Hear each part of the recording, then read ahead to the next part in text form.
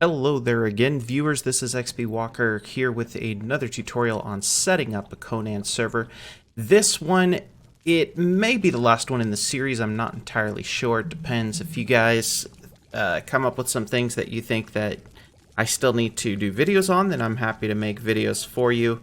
But in the meantime, this may be it. So this is one of the most important bits, and it usually comes at the end of your server setup, and it is setting up the Bazaar for your server. Now, setting up quests and stuff is awesome, takes a lot of time, but you ultimately need a central place for all of your players to interact. Now, this is not entirely necessary. If you don't want a Bazaar and you just want your players to be on their own all the time, that's fine too.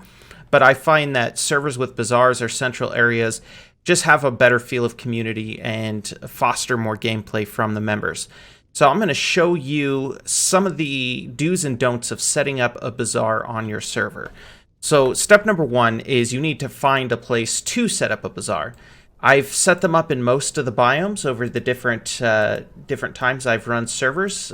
Usually I set them up in the desert somewhere because most new players can access the desert fairly easily. Somewhere around here, somewhere where you've got a lot of open space, but it's out of the way of any POIs. You could set it up in the highlands, but then you've got a little bit of weather to deal with, although it's not that cold. But the enemies up here are a little bit more difficult. So if your new players are warping to your Bazaar up here and then walking out and exploring the area, they might find themselves getting absolutely dominated by bears and mammoths and such. The other option, aside from the desert, I would say, is the jungle. Jungle's not particularly difficult. It has more enemies than the desert, but they're not super difficult. So this time, on my Gorgonites.com server, I decided to set up the Bazaar here in the jungle, right around here. Now, if you've watched the previous videos, you know that I was setting up a quest line for a bunch of different mystics who were mixing different potions and whatnot. Since the last time you saw that video, I have finished that quest line. Everything is done here. Each of these guys gives a quest, and the main guy is upstairs up there. So after I did that, I had to set up a Bazaar so that the players have a central area. There are 3 areas to any decently made Bazaar. Area number 1 is going to be just the trading area for NPCs. So you would trade with NPCs for assorted things depending on the mods that you're using. Area number 2, which you can see over here, is the player crafting area. I call it the cliffside crafting area because it's built on a cliff. And then area number 3 would be the player vendor area. I'm going to show each of these to you. Before I get over there, I'm just letting you know where they are now because there's a bit of noise as we get there. So that is your 3 basic areas to setting up a Bazaar. One thing that I added to the Bazaar to give it a little bit of life is music. Let's see if I can get this thing to turn on. There it goes.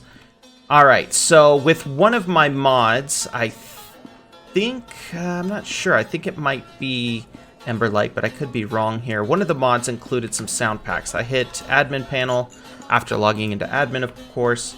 Go to building, and I type in sound, belly dance tavern sounds, southern tavern sounds, so on and so forth. So the one I used was the belly dance tavern sounds for here. And then for the trading area, which is upstairs, but you can hear it from over here. Hear all those voices? Yeah, that is going to be, I believe, the market sound pack. Anyway, so your 3 areas are going to be the NPC trading area, which is this area right here. You can see every single NPC is here. Ingredients trader, general store, mineral trader. These are all provided by the AOC mod. Gem vendor, bounty collector, and so on. I've made a couple of my own, such as gold member, who exchanges your gold for different types of gold from different mods, so that you can interchange between the different ones. Guild vendor, that's part of AOC as well. And then I think my waitress is over here. Yeah, there she is. She could sell some food to you. Upstairs, I've got some mineral traders and stuff I haven't set up yet, but they're there. Bounty board.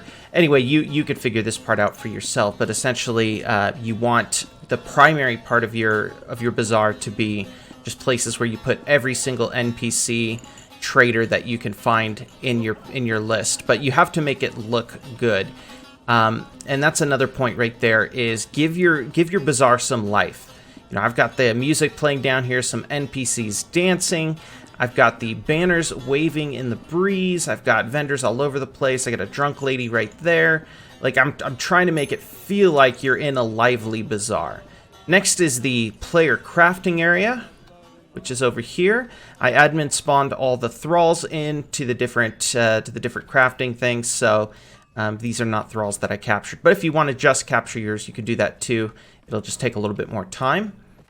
Downstairs, we've got the magic area where people can access the different shrines. Don't try to access those shrines if you don't have that magical attunement. You will die. And I am sorry for the frame rate. It's, I mean, it is actually pretty good frame rate, but there's a lot going on. And that is actually one of the things that you need to be careful with when building Bazaar. Is I've been on servers where players who set up the bazaars are just obsessed with decorating. And there's nothing wrong with that. Decorating's fun in this game. It looks cool. But there is a point at which you have too many torches, too many moving objects like waving banners and such that will just bog people's graphics cards down, and they will avoid the bazaar altogether because their computer simply can't handle it. I tried to find a happy medium where there isn't too much stuff going on, but there's enough that it looks alive. So just be very careful when trying to constantly add content to your bazaar. There is a point at which it's just going to kill everyone's computer and no one's going to visit. You don't want that to happen. Alright, so up here we've got some more vendors that I've set up but haven't actually given instructions to. More stuff here. And then there's going to be the player vendor area. So the player vendor area is the most important one as far as getting players involved in the bazaar. Some players will just never come to the bazaar, either because they don't know about it or they just don't feel that it's very important. So the player vendor area is very important because it helps your players get involved in the bazaar.